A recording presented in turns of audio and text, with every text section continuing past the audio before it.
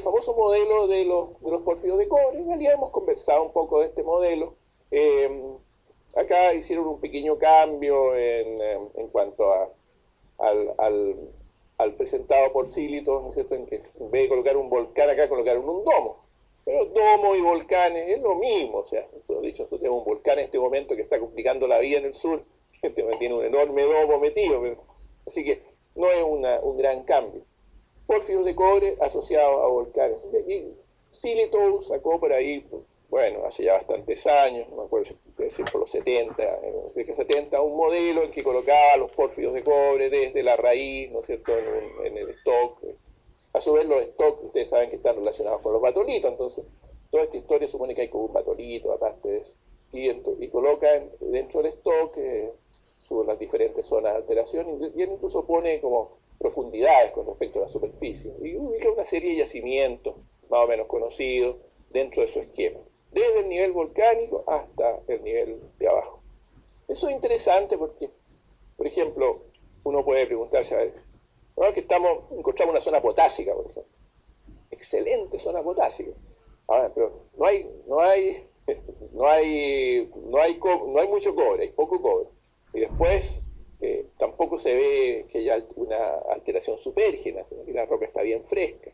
¿Qué valor tiene eso? ¿No es cierto? Entonces, no, pues no tiene ningún valor, porque quiere decir que ya estamos en la raíz, ¿no? Y de hecho hay casos en Chile en que está justo en la raíz de la zona potásica, pero ya nos quedamos abajo. No quiere decir que no pueda haber otra cosa, pero ya el sistema porfírico mismo que estamos estudiando ya al revés. Nosotros podemos estar muy arriba, bueno, estamos muy arriba tampoco.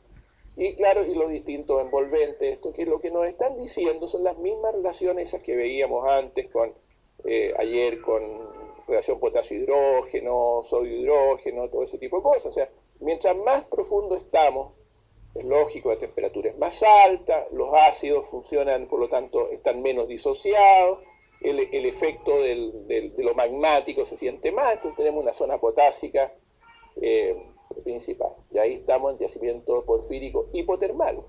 Ahora, después se producen, dentro del mismo sistema, liberaciones de volátiles. Se producen fenómenos como el que veíamos con los fluidos supercríticos, ¿no es cierto? Esos fluidos se van hacia arriba, rompen las rocas, generan estructuras tipo chimeneas de brecha, como aparecen acá, ¿no? Esta especie de acá, lo mismo se puede formar acá dentro de este sistema. Ya, y después los envolventes propilíticos externos, que es contemporáneo de la zona potásica, y después el envolvente fílico, que se produce por la interacción de aguas magmáticas con aguas meteóricas, ya. Ahí tenemos la. Así que eso nos va configurando estos modelos. Los pórfidos de cobre, existen dos maneras de subdividirlo en términos de modelos. El primer criterio es el criterio estructural.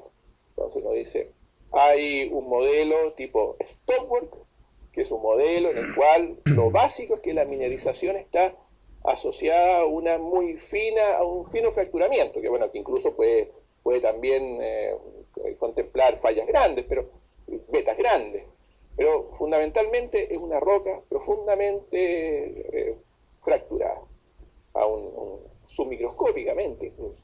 Eso es una cosa.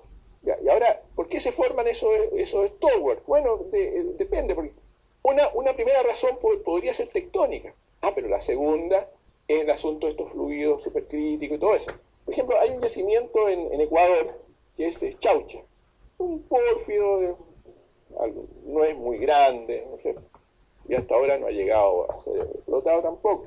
Pero Chaucha está justo en la intersección de una falla norte-sur grande con una falla este-oeste. Y de alguna manera, ¿no es cierto?, el hecho de encontrarse precisamente en esta cosa puede haber contribuido a ese fracturamiento también, porque se cortan dos fallas grandes. Los pórfidos de cobre de tipo Stockwork tienden a estar asociados a fallas grandes. No siempre, ¿eh? El otro modelo es el tipo modelo chimenea de brecha.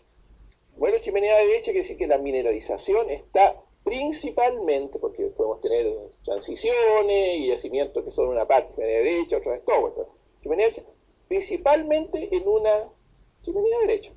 Y ahí no hay que equivocarse en lo siguiente, ese modelo chimenea de brecha eh, tiene que estar relacionado con las mineralizaciones, como el tema de los scan que hablábamos antes, ¿no es cierto? Por ejemplo, nosotros tenemos un yacimiento que se llama El Teniente, que está ahí al sur de Santiago, en la cordillera sureste de Santiago.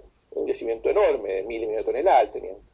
Bueno, usted que el Teniente, la mineralización del Teniente es un Stowell, pero hay una enorme chimenea de brecha que corta una parte muy importante del yacimiento. O sea, pero la chimenea de brecha se metió después que la mineralización. Entonces, no tiene ningún rol mineralizador. Entonces uno dice, bueno, ¿qué es el Teniente? ¿Una chimenea de brecha o un Stowell? Desde el punto de vista de mineralización, yo diría es un Stowell, con una gran chimenea de brecha que se sirvió para, bueno, la usan para otras cosas. Ahí está todo el sistema de logístico, hay construcciones adentro, restaurantes, lo que ustedes quieran. Pero no aportó mineralización. Pero hay una sutileza en esto, y es lo siguiente. Si ustedes consideran, por ejemplo, analizan los diferentes yacimientos, tipo chimenea de brecha y tipo Stowell, y su relación con fallas, en general los Stowell casi siempre están asociados a fallas, casi siempre, no quiere decir de todos los casos. A diferencia de eso, con los chimeneas de brecha no hay falla claramente expresada, en la mayoría de los casos, no digo que en todos. Y ahí están estos yacimientos que ustedes tienen, ese lineamiento Arequipa, ¿no es cierto? Yo no sé cómo los tienen ustedes clasificados. Yo a veces lo he visto clasificado como dentro del tipo de chimenea derecha, pero no lo tengo claro. Pero en todo caso tienen una cosa bien curiosa, es que ese lineamiento no está asociado, hasta donde yo entiendo, a una gran falla, sino que aparecen ahí más o menos alineados Cuajones, Quelleveco, Torquepala, Cerro Verde, ¿no? Son los cuatro. Nosotros en Chile nos pasa eso con el Teniente. No hay una falla, no hay ninguna falla que pase por el Teniente. Que se vea, ¿no es cierto? Algunos dicen, bueno, puede haber una zona de debilidad, pero falla no hay. Y tampoco por las chimeneas de brecha, que eso sí son verdaderas chimeneas de brecha, el caso de Los Bronces, que está cerca de Santiago, y Río Blanco. Se parece ser que las chimeneas de brecha se generan en condiciones más como compresivas. Ahora, fíjense una cosa que es interesante de eso. El Teniente es un yacimiento que tuvo un problema tremendo de explosiones de roca. Claro, es una roca muy competente la que hay ahí, es una andesita potásica, con alteración potásica mineralizada. Entonces, esa roca está... después se pasó a la zona supérgena, donde había la anhidrita que tenía la roca, se había convertido en yeso y se había disuelto en parte. Después llegaron a la zona potásica, por debajo de la zona alterada, la zona del hipógeno, y se acabó la anhidrita, se acabó la disolución. Tenemos una roca ahora que es súper competente, que aparte el Stowell no tiene ninguna fractura grande. ¿En qué se convierte eso? Tener una roca bien competente, sin una alteración importante, porque la alteración potásica es una alteración suave, ¿no es cierto?, desde el punto de vista de la roca. ¿Ustedes estarían contentos con tenerlo o no? No, si está ricamente mineralizado, olvídese eso, está súper mineralizado. Ya tenemos el yacimiento ya. Pero estarían contentos de explotar un yacimiento así, una roca súper competente, sin mayor alteración. Chucky, de mata, va a ir subterráneo después. Dice, pero cuando sea subterráneo vamos a tener fusiones de rocas, probablemente no, a pesar de que hay bastantes estrés horizontales. ¿Por qué? Porque esa falla es una forma de liberar estrés, ¿no es cierto? Ustedes tienen un sistema en que no hay formas de liberar estrés, ese sistema. Entonces, ¿qué pasa? Las explosiones de roca, estas se producen como, ustedes hay un túnel, ¿no? Entonces, la presión que hay en todos estos lados es muy grande, ¿no? Entonces de repente puede salir un trozo de esto, sale disparado hacia adentro. Entre paréntesis, sí, le digo lo último de esto. En el Teniente pasa una cuestión bien curiosa. Eso, ustedes, ahí está, bueno, en el Teniente está la chimenea de brecha, ¿no es cierto? Y alrededor de la chimenea de brecha está toda la zona mineralizada. Esta roca, se dice, es una andesita potásica. Digamos que esto sea la brecha. Ahí está potásico. Si ustedes la analizan, en realidad, uno ve los análisis químicos que tiene un trabajo de Camus, que tiene el listado de análisis químicos. Y uno lo pone en un diagrama, en realidad esto no es una andesita, es un basalto chochonítico, basalto potásico absolutamente. Ya, y está metido ahí, ¿no es cierto? Y después esto hacia el lado pasa a una zona propilítica. Propilítica es una zona potásica. Si ustedes ven el límite entre la zona potásica, que es una zona biotitizada, y la zona propilítica, coincide exactamente con la envolvente de 0,5%.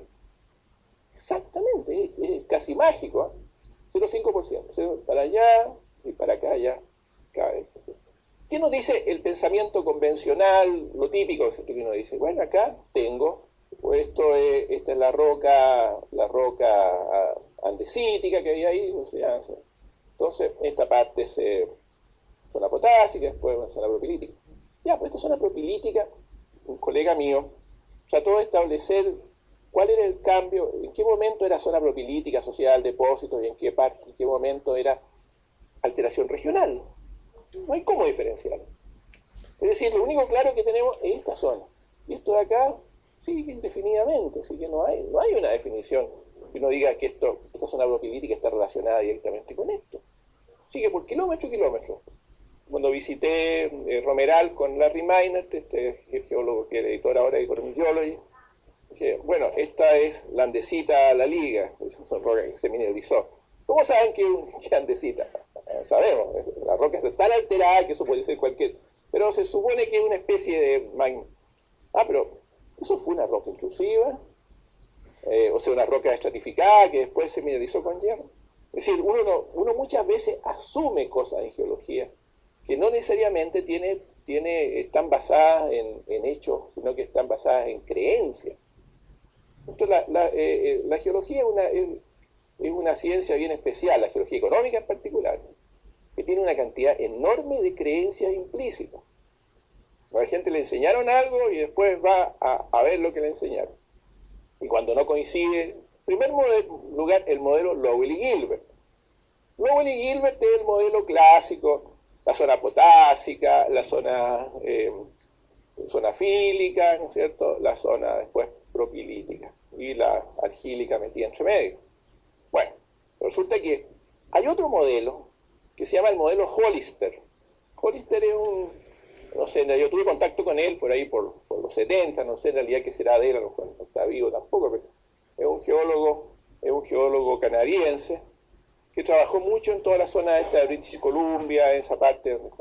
Y el modelo Hollister se aplica fundamentalmente a rocas de carácter más máfico, especialmente a intrusivos de tipo cuarzo diorítico, emplazados en series volcánicas de carácter andesítico basáltico. ¿Y qué falta en el modelo Hollister? Alteración fílica, ¿cierto? Ahora, ¿por qué falta? Y eso es lo interesante. Piensen ustedes una cosa, ¿cuáles son las rocas con más capacidad de neutralización de acidez que existen? Las rocas máficas. Las rocas máficas ustedes tienen ahí un agregado, por ejemplo, tienen piroxeno, tienen eventualmente olivino, son minerales con mucha capacidad de absorber hidrogeniones. Entonces, lo que pasa es lo siguiente, que no tiene ese sistema, o sea, la roca misma se traga prácticamente los hidrogeniones con reacciones así. Y entonces vamos a tener la zona potásica directamente en contacto con la propilítica. Diorítica, o sea, perdón, granodiorítica. ¿Sí, qué tal? Y entonces, en esta zona sí aparece alteración fílica, pero nada más que eso. Pero acá no aparece tampoco ahí. O sea, el teniente, desde el punto de vista del modelo, es un modelo Hollister. No es modelo Lowell y Gilbert, como Chuquicamata y otras cosas. Modelo Hollister también se dan los arcos de isla, ¿no? Son estas rocas. Porque se dan los arcos de isla, a su vez está muy relacionado con oro. Son yacimientos, en muchos casos, yacimientos de pórfido auríferos son del tipo Hollister. Ahora, el teniente no tiene oro. El teniente modelo Hollister, pero no tiene oro. Tiene una chimenea derecha, pero no es yacimiento de la chimenea derecha. El teniente tiene una serie de cosas raras. Porque ahí llegamos de nuevo también a la cosa. Cuando uno, por ejemplo, si uno tomara el teniente y Chuquicamata, por ejemplo, ¿qué se parecen? Claro, los dos son enormes, los dos tienen alteración potásica, pero totalmente distinta, un tipo feldespato, el otro biotita. La mineralogía, sí, la mineralogía se parece, pero después tienen enormes diferencias. Por eso que tienen que, para pórfidos, están estos submodelos que nos sirven para explicar. ¿Se acuérdense? Lowell y Gilbert, Hollister, chimenea de brecha, Stowell, son las cuatro divisiones, ¿no es cierto? Claro, está la chimenea de brecha, por una parte, y los pórfidos cupríferos tipo chimenea de brecha por otra. Me comentaba un colega, me decía, mire, sí, que fuimos a terreno y en realidad lo que había era una chimenea de brecha, que está explorando recién, ¿eh? Entonces llegó el geólogo que está asesorando al dueño del yacimiento y dijo, esto es un pórfido. Entonces, ¿qué quiso decir con eso? Lo que quiso decir es, yo creo que esto va a ser grande. Porque lo que hay ahí es una chimenea de brecha, no es un pórfido, exacto. Ahora, cuando una chimenea de brecha tiene un gran tamaño y toda la cosa, ahí uno dice, es un pórfido tipo chimenea de brecha. Entonces, ahora, y hay veces en que uno puede tener, hay un yacimiento en Estados Unidos que se llama Bagdad. Entonces, ¿qué es lo que hay en Bagdad? Más o menos algo así, ¿eh? Hay uno, imagínense ustedes, en la zona acá, incluso Openpita acá, ¿no? Pongamos que fuera eso, ya. Y en alguna zona hay pórfido, sigue una zona acá abajo, y con algunos depósitos tipo porfíricos, que serían esta parte de acá, pero también con bastantes chimeneas de brecha. Entonces uno puede tener en algunos distritos la chimenea de brecha, pero también tener el pórfido. Así que uno tiene que pensar, y este es un pórfido tipo Stowell, ¿no? No un pórfido tipo chimenea de brecha. Así que las chimeneas de brecha se pueden usar como guías de exploración, pensando ahora en que si hay una cierta serie, puede ser que haya un pórfido asociado a eso. Y ahí hemos visto esto respecto a lo que se refiere esto a la segmentación metalogénica, tectónica andina, que a su vez también se traduce en cierta segmentación metalogénica.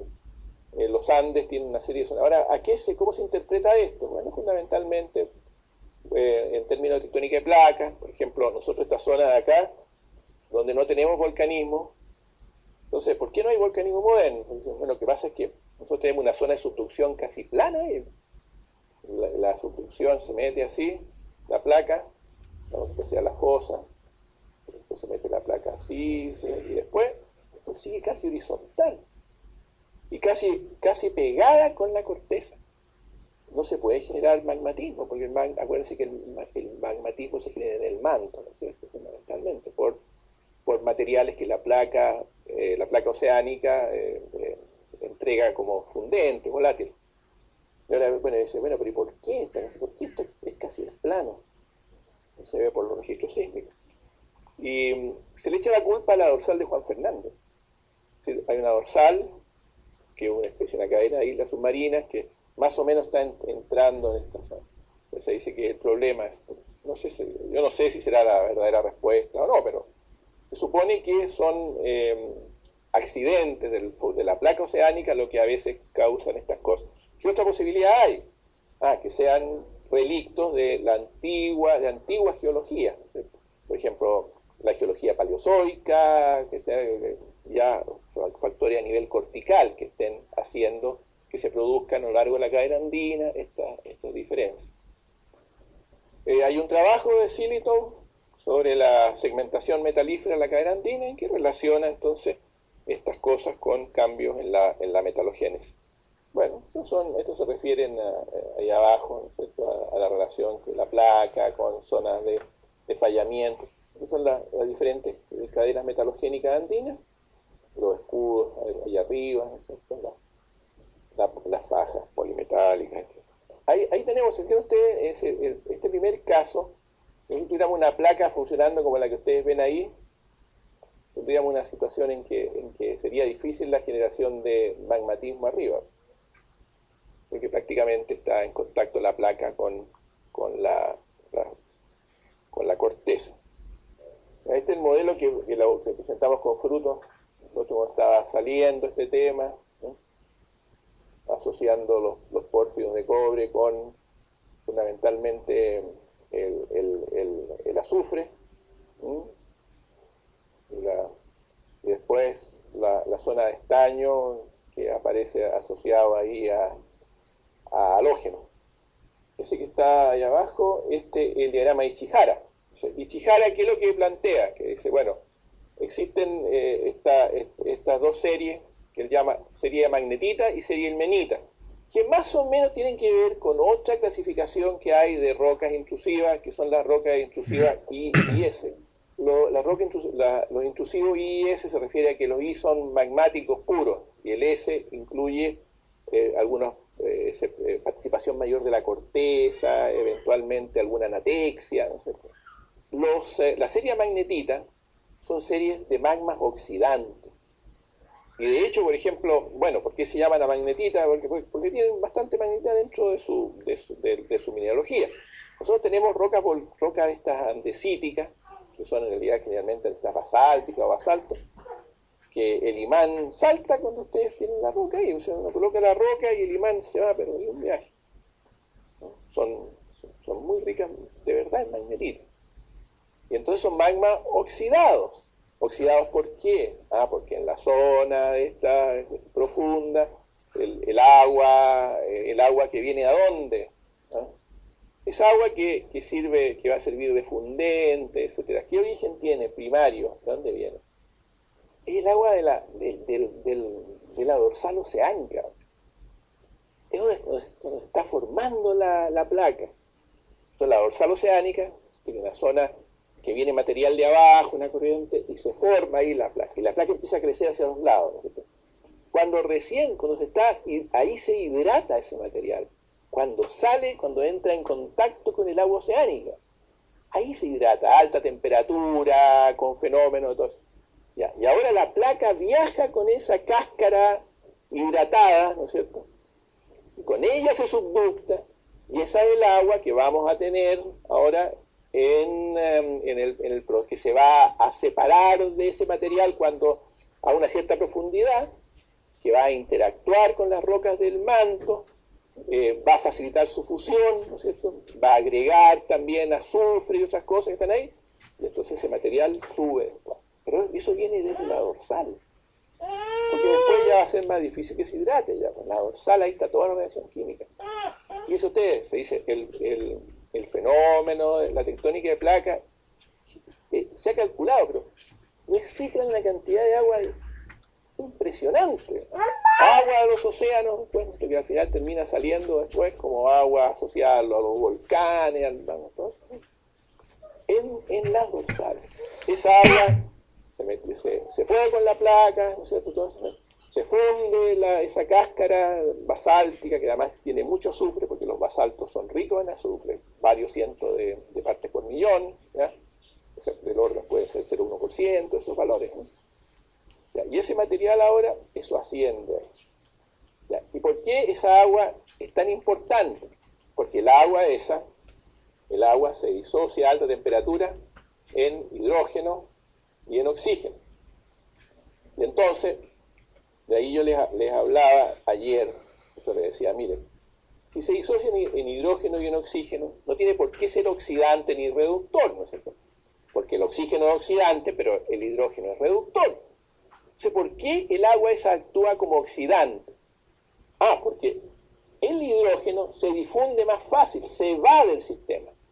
Y queda el oxígeno entonces, y el oxígeno oxida el magma. ¿Pero por qué se va el hidrógeno?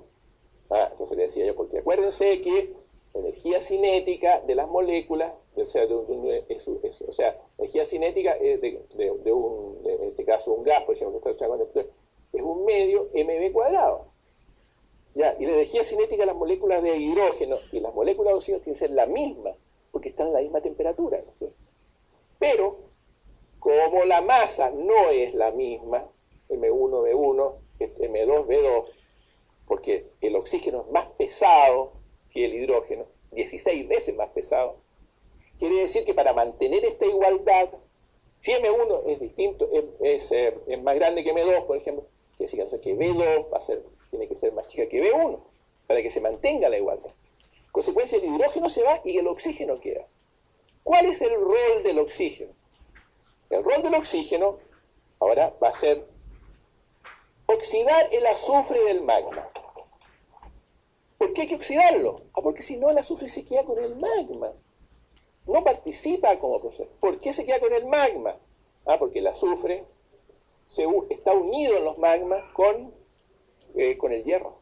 Y se queda ahí, no sale. Pero si el magma es oxidante, ¿qué pasa? Entonces parte del azufre va a estar como SO2. Y entonces vamos a separar el azufre del material que se queda en profundidad, ¿no es cierto? Que se quedaría allá, ni siquiera subiría probablemente. SO2. Ya. Pero ahora, cuando estamos llegando a la zona en que se va a producir la mineralización, ese CO2 me conviene que suba hasta el momento en que tenemos el sistema mineralizador arriba, el porfio, lo que sea. Tiene que subir son más de 100 kilómetros, ¿no es cierto? Ya. Pero si lleva como SO2 arriba. Ya, pero el SO2 ¿me sirve como mineralizador? No me sirve, ¿no es cierto? ¿Qué hago con el SO2? ¿Qué es lo que necesito yo? ¿Cuál es el mineralizador que necesito? Azufre 2, ¿no es cierto? Porque es el que me permite formar iones complejos y además me permite precipitarlo después como azufre. Y ahí viene otro asunto de química que es re interesante. Es un fenómeno que se llama desproporción. Ahora no sé por qué se llama desproporción. Yo prefiero llamarlo algo así como autooxidación-reducción. Un S4 se convierte en un S6 más 2 electrones. Y otro S4, el de la misma sustancia, todos sabéis porque estamos partiendo ahí, ¿no es cierto? Se va a convertir en S2 menos, ¿no es cierto? Ya, pero para que esto pase, hay que entregarle a esto 6 electrones. Entonces quiere decir que por cada azufre 4, que se convierte en azufre 6, como llega solamente 2, eso tengo que multiplicar por 3. Entonces, 3 azufre 4 me van a dar el número necesario de electrones para formar un azufre menos 2, perdón. 3 azufre 4 más son los necesarios para formar un azufre 6 más. Esto formar un azufre 6 más.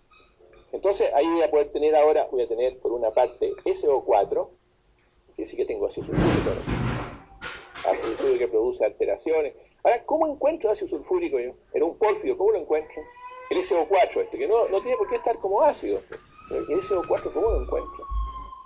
¿Hay SO4 en los pórfidos de cobre? ¿En el primario de los pórfidos de cobre? En la zona potásica, ¿qué es lo que hay? Anhidrita. Hay mucha anhidrita. Yo le contaba al teniente que cuando la anhidrita en la zona secundaria se hidrata, se va como yeso, ¿no? se disuelve. ¿no? Hay mucha anhidrita. Entonces, este CO4 es la anhidrita de los pórfidos de cobre. Y el azufre, ¿dónde lo encuentro? El azufre del menos 2. Bueno, ese va a estar en los sulfuros y en todas las cosas. Mire, esto es súper importante. Yo digo, piénsenlo bien. Piénsenlo bien. Lo que no entiendan, díganmelo ahora, porque lo podemos volver a hacer, porque es lógico que tenga que haber... yo tengo una frase que la tengo en mi oficina pegada, pero siempre se las digo a los alumnos. Digo yo, hay una frase de esta debe ser del budismo zen o algo así, no me acuerdo, pero dice gran duda, dice, gran iluminación. Pequeña duda, pequeña iluminación. Ninguna duda, ninguna iluminación. ¿Qué quiere decir eso? Que cuando aprendemos algo nuevo, alguna cosa, ¿cierto? Es natural que tengamos dudas. Salvo que sea algo muy banal, si es una cuestión muy sencilla, no tenemos por qué tener dudas, pero muchas cosas es lógico que nos queden dudas.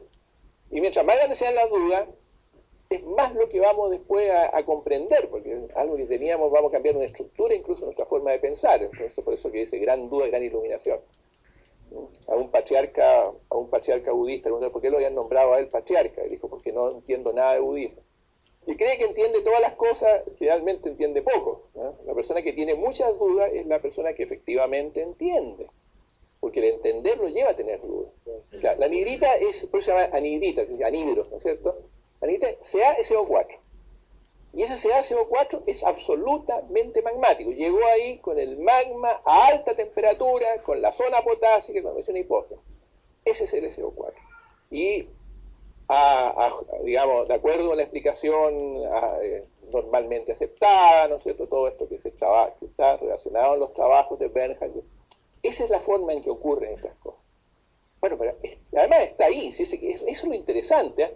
Fíjense ustedes cómo encajan todas las piezas. Este es un rompecabezas de encaje perfecto. Es decir, desde lo que ocurre en la dorsal oceánica, con toda esta, ¿no es cierto? El paso de esto, la subducción, la formación de estos minerales, todo encaja perfectamente para tener, entonces, ¿no es cierto?, nuestra mineralización de sulfuros por una parte y de sulfatos por otra. Es bien curioso, el azufre en dos estados extremos. En el estado más reducido, un azufre que recibe 2 electrones. Y en el estado más oxidado, un azufre que está entregando 6 electrones. ¿Qué hacen juntos? Entonces, no deberían estar, porque uno dice, bueno, o se oxida o se reduce. No, acá tenemos los dos extremos. Bueno, y además es un asunto calculado termodinámicamente, o sea, ¿y qué se puede hacer en un laboratorio? O sea, no es una cosa que sea un invento de alguien, o sea, que no tenga base de... No, sí está bien. Entonces, de ahí tenemos nuestra explicación de cómo funciona. Entonces, ahora, fíjense ahora cómo se relaciona esto con las series. La serie magnetita, que son las series cerca de la fosa oceánica, donde ahí se está liberando más el agua, ¿no es cierto? Esas son las series que van a tener entonces abundante azufre. Nos vamos hacia el interior y entonces vamos a tener menos el efecto de la ¿cómo se llama? Del efecto oxidante del agua. Y en cambio se nos va a incrementar otro efecto, que es un efecto reductor. Y es que cuando más lejos estemos de la fosa oceánica, más probable es que el magma tenga que atravesar series sedimentarias y todo eso, dentro de la cual existen posibilidades de interactuar con medios más reductores. Por ejemplo, fases, lutitas negras, cosas así. Entonces se supone que esa es una explicación parcial, porque también bastaría, en realidad como explicación bastaría con el asunto de decir la liberación del agua ocurre fundamentalmente en la parte más cerca de la fosa, ¿no es cierto? Pero también se plantea eso, o sea, tenemos ahora la serie ailmenita. En la serie magnetita el hierro está en estado 2,3, en la serie ilmenítica en estado 2, ¿no es cierto? Entonces son más reducidas. Y ahí la mineración sulfurada es más pobre. Pero en cambio tenemos otro tipo de minerizaciones, podemos tener minerizaciones, por ejemplo, asociadas más bien a halógenos, por ejemplo, el asunto para transportar estaño, no necesito azufre. El estaño se transporta en forma de un tetrafluoruro. Ustedes tienen SF, o sea, SN, entonces ahí tenemos SNF4 más 2H2O, ¿no es cierto? Eso nos va a dar SNO2 más 4HF. Ustedes ven que para producir yacimiento de estaño no necesitamos el azufre. Nos basta con tener flúor. Por eso en esa hipótesis que elaboramos con José Frutos, decimos, miren, lo que pasa es que después flúor puede ser asociado a minerales que son más resistentes, que contienen estas cosas, después se pueden romper y ascender como corriente. A lo mejor sí, a lo mejor no. Pero esa es la idea. En todo caso, de que para esto no necesitamos el azufre, para formar la siguiente serie, que con Ishihara, ¿está de acuerdo? Ishihara relaciona con la serie ilmenítica. Nosotros le pusimos en esa época porque estaba medio tenemos pórfido estañífero. No son pórfidos, pero medio se parecen. Por ejemplo, el estaño de Bolivia tienen rasgos similares en algunos aspectos, pero no son pórfidos. Bueno, se entiende que el tungsteno y el estaño deben funcionar de la misma manera, ¿no es cierto? Ahora, ahí tienen un régimen un poquito distinto al nuestro, porque ahí tienen un régimen extensivo muy fuerte donde está el mar de Japón, ¿no es cierto? Nosotros, bueno, podría ser que en épocas anteriores también se produjeron especies de cuenca tras arcos, ¿ya? Pero después de eso debía estar esta serie de acá. Esta serie de acá, aquí empezamos nosotros, ¿no es cierto? Este sería nuestro ambiente, no, en realidad, tampoco, en el caso nuestro no nos funciona esto especial, es verdad. El caso nuestro sería la fosa oceánica acá, una primera formación con azufre y magma oxidado, y una siguiente más acá con estaño. es un poco distinto. El régimen de ellos es más como simétrico y tiene una medición metida acá antes, ¿no es cierto? No, acá no nos calza a nosotros ese esquema. Estos que están acá son yacimientos, los yacimientos de hierro. Ah, perdón. Bueno, esos son los yacimientos de hierro nuestros, ¿no? Están en una línea. Fíjense, los yacimientos de hierro forman prácticamente en Chile, están en una línea recta absolutamente. Y paralela más o menos a lo que es, bueno, así que son las zonas de falla de Atacama, así que, pero hasta ahí no va. Después viene, si pasa más al sur, ¿por qué no siguen más al sur? ¿Por qué no siguen más al norte? Tal como ustedes lo tienen también acá en la zona de la costa. Más hacia el norte, uno lo podría explicar tal vez por el nivel de erosión. Porque más al norte, o sea, los yacimientos de hierro se sitúan justo en la zona de contacto entre el batolito y las rocas de la cubierta volcánica, fundamentalmente. Ese es su nivel. La roca mineralizada no es la roca del batolito, sino que más bien es una roca volcánica. Digo, volcánica es una roca, ¿cómo se llama? Un magma andesítico, pero intrusivo puede ser también. Pero ese es el ambiente, más acá. Pero ya es jurásica ya, la cretácica. La cuenca cretácica nuestra se va para acá. Más al sur, la única explicación es decir, miren, es la falla de Atacama. Porque la falla de Atacama no sigue más al sur. Se acaba la falla de Atacama, se acaban los yacimientos de hierro. Y después siguen yacimientos contemporáneos a eso, pero de cobre, fundamentalmente. Bueno, esto es más o menos lo mismo, no se ve muy clarito, pero son los mismos yacimientos. Acá tenemos los modelos nuestros de depósitos de hierro.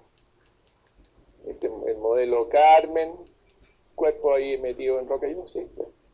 El modelo roca volcánica, una medición asociada fundamentalmente a una zona de fractura, ¿no? En torno a ella con mineralización.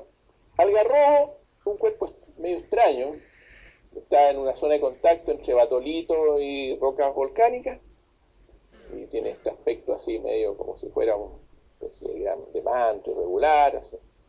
La Suerte está totalmente metido en rocas graníticas. Hay que pensar que un magma más profundo del cual debe haber salido esto. Y a su vez aparece cortado esto por una serie de diques. Bandurria es un scar. Es el único, o sea, hay otro que se llama Manolete, pero Bandurria es el único caso de scar importante, así que, pero no es un gran yacimiento tampoco. Algunas decenas de millones de toneladas, no es muy grande. Y ahí aparece en realidad son dos mantos y unas rocas con granate y todo, cumple todas las condiciones de scar. Y después hay un tipo de yacimiento que se le llaman papeos, que son trozos de magnetita, hematita, que han sido movidos por la erosión y forman entonces estas especies de depósitos, podríamos decir, eluviales, una cosa así, queda ahí acumulado. El resto de la roca se erosiona y el óxido de hierro, como es más resistente, queda ahí formado. Hay unos yacimientos análogos a esto en Bolivia, pero claro, de estaño, que ya le llaman pacos, le llaman. En Cerro Rico, por ejemplo, son trozos de mineralización que han quedado como medición detrítica en acumulación. Entonces, la idea es que si la zona de convergencia de placa tenía más o menos la forma que está acá, hay razones para pensarlo, por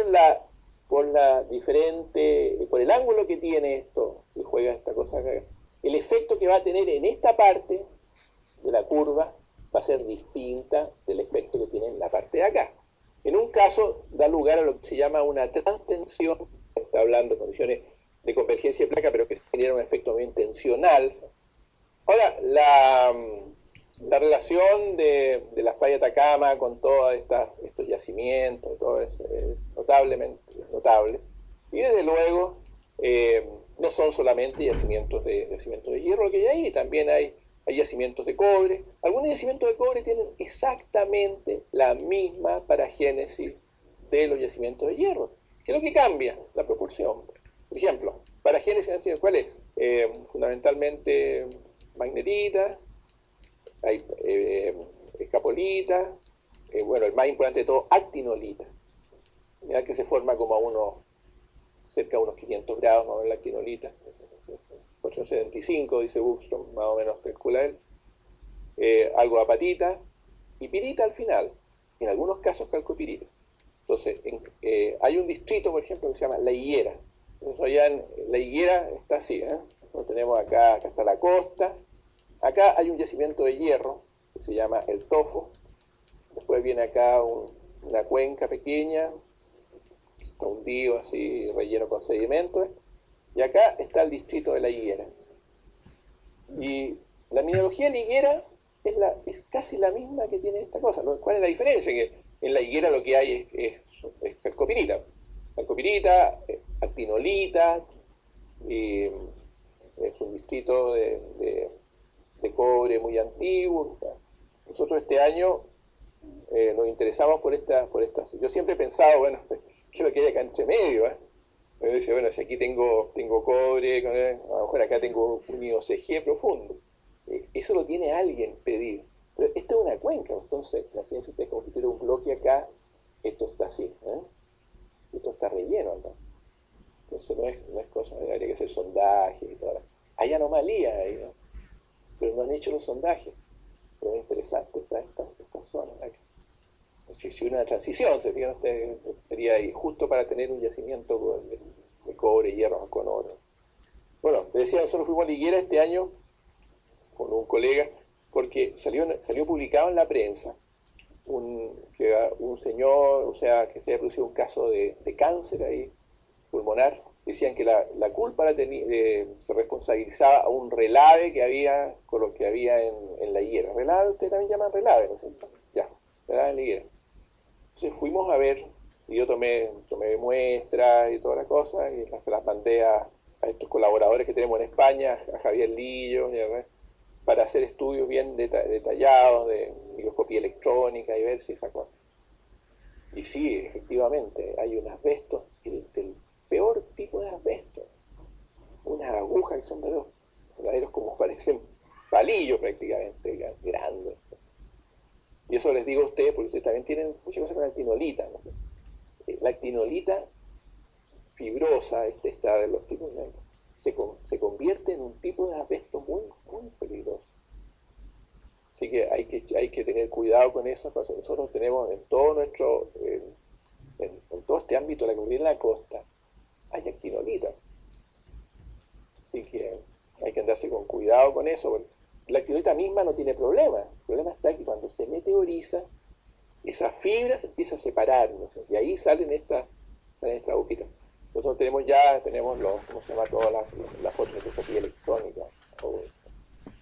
Es como verdadera flecha. También en esta misma zona, ¿no es cierto? Acá tiene usted, por ejemplo, manto verde. ¿Ya? Y manto verde es un típico IOCG, por lo menos un IOCG en sentido amplio. Antes conversábamos sobre este tema de los IOCG, ¿no es cierto? Ante la clase. IOCG, ¿qué quiere decir esto? I es por iron ore, copper y gold, ¿no es cierto? Nada más. Pero cuando uno dice IOCG, ¿qué está pensando? Cuando dice eso, siempre dice Olympic Dam, ¿no es cierto? Ese yacimiento australiano gigante que tenía uranio y todas esas cuestiones. Entonces, es algo que, como esas palabras mágicas, IOCG, entonces, ¿no? Hay mucha gente que ha estado buscando IOCG acá en esta zona. Bueno, más o menos por acá está Candelaria, un poquito al sur de Copiapó. Ese yacimiento que les contaba que Phelps Dodge se instaló ahí por los 80, ¿eh? Y terminó encontrando un depósito de cerca de 400 millones de toneladas, con muy buena ley de cobre y lo mismo. Tiene un medio lío con el problema del agua ahora, pero fuera de eso ha sido una explotación muy provechosa, Candelaria. Así que cerca de Serena también hay algunos yacimientos de honores. Pero en general los IOCG, nosotros los podríamos clasificar por lo menos en dos tipos de IOCG. Uno, los asociados a rocas alcalinas, que son los que podemos esperar de ellos, que además sean ricos en tierras raras, ¿no es cierto? Y en uranio. Porque el uranio en tierras raras está asociado a magmas alcalinos, no calcoalcalinos. Y después IOCG asociado a magmas calcoalcalinos, como los que nosotros tenemos ahí, como los que tienen pequeñas anomalías de uranio. O sea, la faja del hierro, esta faja tiene varias zonas con anomalías radioactivas, sin que llegue a ser, ¿cómo se llama?, yacimiento. Ustedes se fijan por la forma que tiene esta cosa, esto va así, llega acá, después se vuelve a abrir, allá tiene como dos grandes ramas esta faja, y después ya acá cambia todo. Y lo otro que cambia también en Chile, a partir de acá, es la tectónica, la dirección tectónica. Porque a partir de hasta acá estamos totalmente en una dirección nor-noreste, ¿no es cierto? Y después se pone norte-sur. Y ahí se nos acaban los yacimientos de hierro y toda la cosa. O sea que justo corresponde a esta parte de acá la curva de la medición. Yo les cuento esto, eso a ustedes probablemente los de Chile, pero les puede servir como analogía, ¿no es cierto? Esa es la idea, ¿eh? Por eso. Esto es Buena Esperanza. Acá, en Buena Esperanza, me siento bien bonito esto. Esto está en la costa. Acá está el mar, ¿no es cierto? Es bien estrecho el mar ahí. Después se eleva el farellón acá.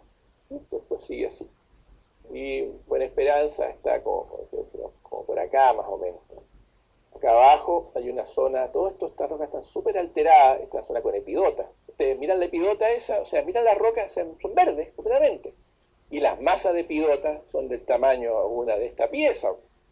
Grande toda esa roca. Y estas rocas son las que no tienen casi cobre. Quedan como con 5 a 10 partes por millón de cobre, mientras los basaltos estos, sin epidotizar, tienen cerca de 100. Ahí en la teoría esta de Loser que plantea que el cobre subió, ¿no?, y se concentró acá. ¿Por qué se concentró acá? Porque ahí había probablemente una previa piritización de la roca. Miren ustedes esta roca, yo hice unos análisis químicos de este cuerpo de acá, que es como un cuello volcánico. Y este cuello volcánico tenía más de 1000 gramos por tonelada de azufre. Así que es muy probable que este cuerpo haya generado, cuando se metió haya piritizado esta zona. Si ustedes analizan, miran los minerales de cobre que tiene Buena Esperanza, y eso está en un trabajo de Jiří Loser, que es un geólogo checo, que trabajó con nosotros por ahí por los principios de los 70. Ustedes miran cristales de pirita. Aquí tenemos varios cristales de pirita. Entonces, en algunos cristales de pirita está la pirita tal cual. No hay mucha pirita, pero algunos existe, relicto está ahí. Y después uno ve que la pirita esta empieza a ser reemplazada. Parte por bornita, se empieza a formar bornita, algo cobalina, y empieza a quedar como residuo de hematita. Después sigue el proceso y al final termina pura calcosina. ¿Se dan cuenta? O sea, se ve que ahí existió pirita. Pero esto no es hipógeno, o sea, es supergeno, es hipógeno. Es muy probable que esta cosa que está acá haya sido realmente una masa piritosa, y después el cobre que subió la fue reemplazando hasta convertirlo en un yacimiento que es un yacimiento esencialmente calcosina. Calcosina, bornita, cobalina. Esto que le decía que yo llevé muestras de estas después a Alemania. Y cuando se las mostré al profesor Ramdos, dijo, esto es un reemplazo, dijo, pero un reemplazo hipógeno. No sé cómo lo distinguió él, pero netamente, lo mismo que había. Loser llegó a esta conclusión considerando el tema de la epidota y toda esa cosa. Claro, pero por eso digo, pero solución hidrotermal en el sentido de lo hidrotermal, que no quiere decir que sea asociado, puede ser a efecto, por ejemplo, claro, podría ser un magma que generó corriente de convección, ¿no es cierto?, en el agua, hizo que subiera. O el mismo efecto del metamorfismo de carga, por ejemplo, metamorfismo de bajo grado, que hizo que el agua circulara, etc. Porque tal como se formó esta zona con epidota, para formar el epidota tiene que haber habido agua circulante, ¿no es cierto?, agua caliente, o sea, esto estuvo lleno de agua caliente. Ahora, el que eso lo atribuyamos a un intrusivo, o lo atribuyamos a metamorfismo de carga, ese tipo de bajo grado, las dos cosas, yo creo, deben haber influido. Entonces, eso hizo que este material saliera cobre acá, y hay un pequeño horizonte, que está más abajo, está como por acá, en que hay cobre nativo. Igualmente hipógeno, ¿eh? Hay como un mineral de alteración y el cobre nativo metido ahí en pequeñas cositas. las teorías que se han publicado, yo creo que coinciden perfectamente bien, dicen que todo eso fue un problema, fue un fenómeno de alteración, metasomatismo regional sobre series basálticas, que entonces sacó el cobre de las rocas en soluciones, ¿eh? Y entonces esos migraron hacia arriba hasta que se formaron minerales hidratados. Y cuando se formaron minerales hidratados, el agua que los transportaba quedó en los minerales hidratados. Y el cobre quedó en gran parte como cobre nativo y en una pequeña parte como calcosina. Hay un montón de cobre nativo ahí. Claro, es cierto, hipógeno. Y de hecho, por ejemplo, removilización de cobre cuando se produce zona fílica es una cosa análoga. Claro que ahí se removiliza nomás. A veces. Y esto se complica después. Por ejemplo, en Carolina de Michilla, la principal medición es un cuerpo de brecha, pero partió siendo igual mantos. Mantos van dando después a lugar a forma más compleja de mineralización. Entonces uno tiene que pensar y de hecho, por ejemplo, cuando uno ve el caso de Michilla, la cantidad de cobre que había en manto y la cantidad de cobre que apareció después asociado a un cuerpo de brecha, la cantidad de cobre en el cuerpo de brecha era mucho más grande, varias veces más grande. Así que uno tiene que pensar siempre el manto, hay que pensarlo como una especie de, diría casi como una anomalía de fuga, ¿no es cierto? Como lo último, la última parte del proceso, ¿no? Este tipo de manto de baja temperatura, porque también pueden haber cuestiones de más temperatura, que ahí no pega eso.